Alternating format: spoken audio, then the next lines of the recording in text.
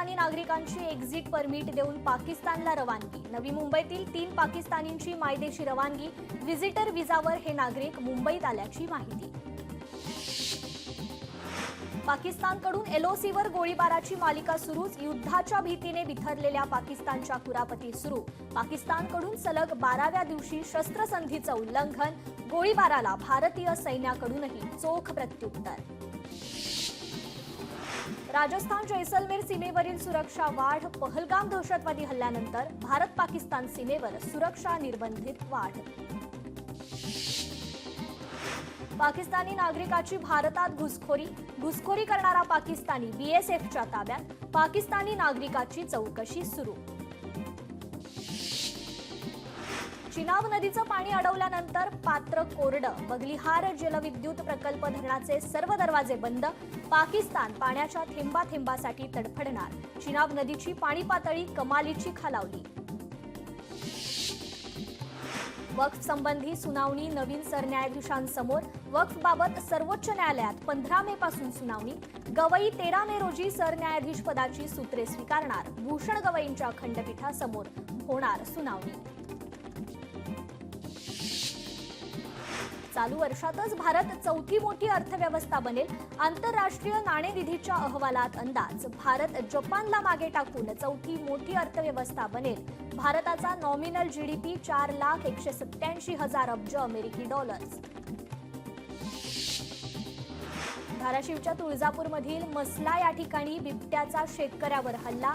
बिबट्याच्या हल्ल्यात शेतकरी गंभीर जखमी। तुळजापूर येथील उपजिल्हा रुग्णालयात उपचार सुरू। प्रशिक्षणाच्या नावाखाली राज्यातील गृहनिर्माण संस्थांची लूट। सभासदांकडून वर्षाला 120 रुपये वसूल करण्याचा घाट। भिवंडीत उद्यानात पाण्याची टाकी उभारण्यास स्थानिकांचा विरोध। उद्यानांची संख्या कमी असल्याने मुलांच्या खेळण्याच्या उद्यानात टाकी न उभारण्याची स्थानिकांची मागणी। बंगळुरू पोलिसांचे सोनू निगमला समन्स। कन्नड समुदायावर वक्तव्य केल्याप्रकरणी समन्स। चौकशीसाठी हजर राहण्यासंदर्भात नोटीस। चंद्रपूरच्या परकोट किल्ल्याची सुरेख प्रतिकृती तयार। वालुकामय दगडापासून संजय सबनवार या ज्येष्ठ कलावंताने तयार केली प्रतिकृती। 2 वर्ष राबून तयार केलेल्या प्रतिकृती प्रदर्शनाला मोठा प्रतिसाद। प्लास्टिकचा वापर सुरूच। 4 दिवसात 36,300 किलो प्लास्टिक पिशव्या जप्त। 30,000 रुपयांचा दंड वसूल करण्यात आलाय। जवळचे भाडे नाकारणाऱ्या टॅक्सी आणि रिक्षा चालकांविरोधात विशेष मोहीम। 48,000 बेशिस्त चालकांवर कारवाई। 40 लाखांचा दंड वसूल। मुंबईची जीवनवाहिनी असलेल्या बेस्ट बसच्या तिकीट दरात या आठवड्यापासून वाढ होण्याची शक्यता। राज्य परिवहन प्राधिकरणाची एक बैठक गेल्याच आठवड्यात पार पडली असून त्यात भाडेवाढीचा प्रस्ताव मंजूर करण्यात आलाय। नागपूरमध्ये महाविद्यालयात एमबीबीएसच्या विद्यार्थ्यांच्या जेवणात अळ्या। नागपूरमधील इंदिरा गांधी शासकीय वैद्यकीय महाविद्यालयातील धक्कादायक प्रकार। महाविद्यालय प्रशासनाकडून मेस चालकाला नोटीस। अमरावतीमध्ये रस्त्यात खड्डे की खड्ड्यात रस्ते अशी सध्या परिस्थिती। खड्ड्यांमुळे गावकरी त्रस्त। गावकऱ्यांनी दिला जनआंदोलनाचा इशारा। नांदेडमध्ये वादळी वाऱ्याचं थैमान। वादळी वाऱ्यामुळे पार्किंगमध्ये लावलेल्या वाहनांवर झाडे पडल्याने मोठं नुकसान। गृह मंत्रालयाचे 7 मे रोजी राज्यांना मॉकड्रिल घेण्याचे आदेश। हवाई हल्ला झाल्यास अलर्ट म्हणून सायरन वाजवले जाणार। नागरिक विद्यार्थ्यांना प्रशिक्षण देण्याचे आदेश। क्रॅश ब्लॅक उपाययोजनेची अंमलबजावणी करा। गृह मंत्रालयाचे आदेश। स्थानिक स्वराज्य संस्था निवडणुकीवर सर्वोच्च न्यायालयात आज सुनावणीची शक्यता। निर्णयाला उशीर झाला तर निवडणुका आणखीन लांबण्याची शक्यता। शिवसेना पक्ष चिन्हासंदर्भात सर्वोच्च न्यायालयात 1.5 वर्षांनी उद्या सुनावणी। निवडणूक आयोगाच्या निर्णयाविरोधात ठाकरेंनी दाखल केलेल्या याचिकेवर सुनावणी। दिल्लीत अमित शाह फडणवीसांची भेट। दोन्ही नेत्यांमध्ये 1.5 तास बैठक। मुंबईसह राज्याच्या किनारपट्टीच्या सुरक्षेसंदर्भात चर्चा। सूत्रांची माहिती। पनवेलमध्ये शेकापला मोठा धक्का. शेकाप नेते जे.एम. म्हात्रे भाजपात जाणार. 7 मे रोजी जे.एम. म्हात्रेंचा पक्षप्रवेश. शेकडो समर्थकांसह भाजपात प्रवेश करणार.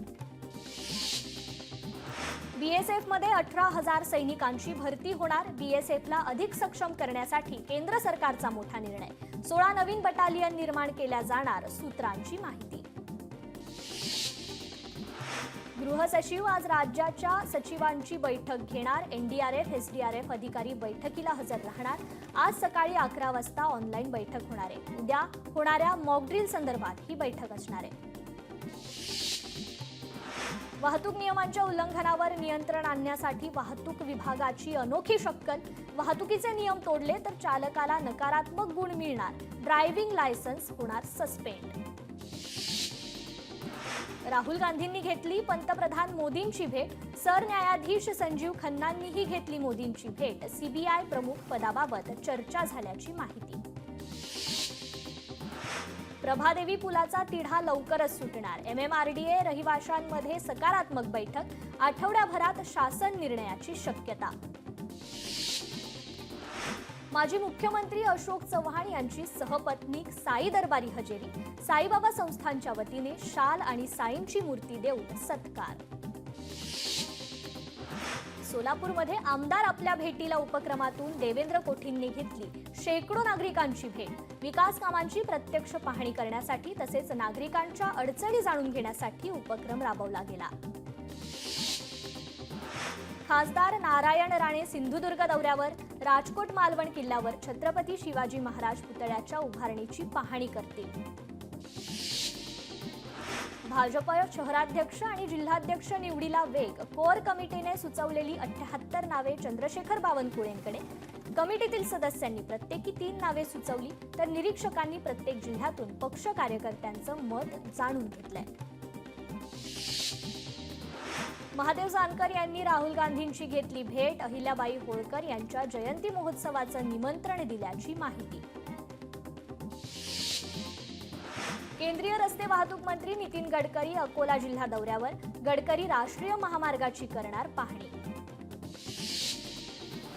सिडकोच्या 26,000 घरांच्या वाढीव किमतींसाठी मनसे आक्रमक. 8 मे पासून मनसेचं आंदोलन. सिडको घरांच्या किमती कमी करण्याच्या मागणीसाठी मनसेचं आंदोलन.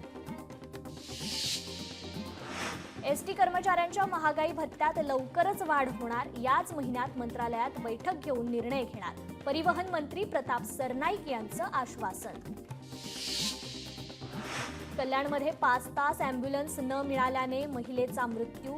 माजी नगरसेवक महेश गायकवाड डॉक्टरवर संतापले. पीडित कुटुंबियांना 50 लाखांची मदत करा. महेश गायकवाडांची मागणी.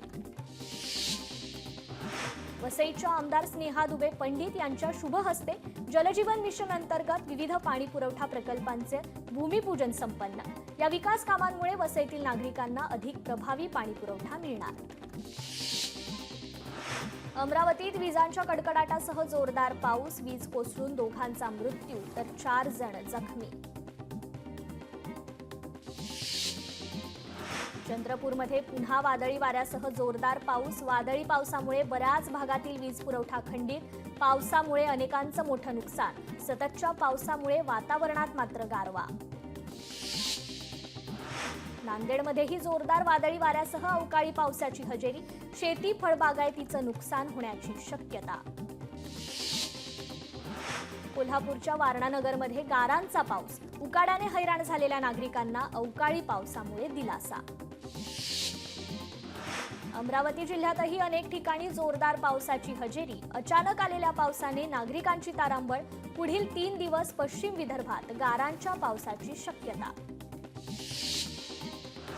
धाराशिवमध्ये काही भागात हलक्या सरी तर काही भागात विजांच्या कडकडाटासह जोरदार पावसाची हजेरी. नागरिकांना मात्र उकाड्यापासून दिलासा. वाशिममध्येही वादळी वाऱ्यासह अवकाळी पावसाची हजेरी. पावसामुळे वाशिम मालेगाव महामार्गावर झाडांची पडझड. बीडच्या अंबाजोगाई शहरासह परिसरात गारांसह वादळी पाऊस. उकाड्यापासून नागरिकांना दिलासा. मात्र शेतकऱ्यांच्या पिकाचं मोठं नुकसान. नागपुरातही सलग 3ऱ्या दिवशी गारपिटीसह अवकाळी पाऊस. नागरिकांना सतर्कतेचं आवाहन. हिंगोली जिल्ह्यात ठिकठिकाणी वादळी वाऱ्यासह पावसाची हजेरी, अनेक ठिकाणी लग्नाचे मंडप कोसळले. अचानक आलेल्या वादळी वाऱ्यामुळे शेतकरी संकटात. छत्रपती संभाजीनगरमध्येही वादळी वाऱ्यासह पाऊस, काही ठिकाणी मोठ्या प्रमाणात गारपीट. अचानक आलेल्या पावसामुळे शेतकऱ्यांचं मोठं नुकसान. बीडमध्ये वादळी वाऱ्यासह पावसाला सुरुवात. जोरदार वाऱ्यासह पाऊस सुरू झाल्याने शेतातील नागरिकांची तारांबळ. जोरदार वाऱ्यामुळे मोठी झाडे कोसळण्याची शक्यता. परभणीत अचानक आलेल्या वादळी वाऱ्यामुळे तब्बल 2.5 तास होऊन गेले तरी लाईट मात्र गुल. लाईट गेल्याने नागरिकांची गैरसोय. वाशिमच्या रिसोड बाजार समितीत अवकाळी पावसाचा कहर. शेकडो क्विंटल हळद भिजली. पावसामुळे शेतकऱ्यांच्या हळद मालाचं मोठं नुकसान. हळदीच्या दरात सातत्याने घसरण. शेतकऱ्यांमध्ये चिंता. बाजार समितीत अवघ्या 15 दिवसांपूर्वी हळदीला कमाल 14,110 रुपये प्रति क्विंटल मिळाला होता दर. हिंगोलीत वादळी वाऱ्यामुळे केळीच्या बागेचं नुकसान. शेतकरी मोठ्या संकटात. नुकसान भरपाई देण्याची शेतकऱ्यांची मागणी. वाशिममध्ये अचानक आलेल्या वादळी वाऱ्यामुळे आंबा बागेचं मोठं नुकसान. शेतकऱ्यांना मोठा आर्थिक फटका. प्रशासनाने तात्काळ पंचनामे करून नुकसान भरपाई देण्याची शेतकऱ्यांची मागणी. मराठवाड्यात अवकाळी पावसामुळे 3 जणांचा मृत्यू. अवकाळी पावसामुळे फळबागांचं मोठं नुकसान. आंब्यासह फळबागा आणि पिकांचं मोठं नुकसान. मुंबईला आजपासून पुढील 3 दिवस अवकाळी पावसाचा इशारा. विदर्भ, उत्तर महाराष्ट्र, मराठवाडा आणि मध्य महाराष्ट्रातही गारपिटीची शक्यता. हवामान अभ्यासक अश्रेय शेट्टी यांची माहिती. पुढील 3 दिवस पावसामुळे तापमानात किंचित घट होईल. मुंबईकरांना दिलासा. बाष्पीभवनामुळे धरणातील पाणीसाठ्यात घट झाली असली तरी मुंबईकरांच्या पाणी पुरवठ्यावर परिणाम नाही. पाण्याचा वापर काटकसरीने करण्याचं पालिकेचं आवाहन. दक्षिण पुण्यातील पाणी कपात मानवनिर्मित. मनसेचा पुणे पालिकेवर आरोप. राजकीय दबावामुळे नागरिकांना पाणी कपातीचा सामना. पाणी कपात तातडीने रद्द करा. पालिका आयुक्तांना निवेदन. पुण्यात आठवड्यातून 1 दिवस पाणी पुरवठा बंद. पाणी कपातीच्या निर्णयाचा फेरआढावा घ्या. महापालिका आयुक्तांच्या पाणी पुरवठा विभागाला सूचना.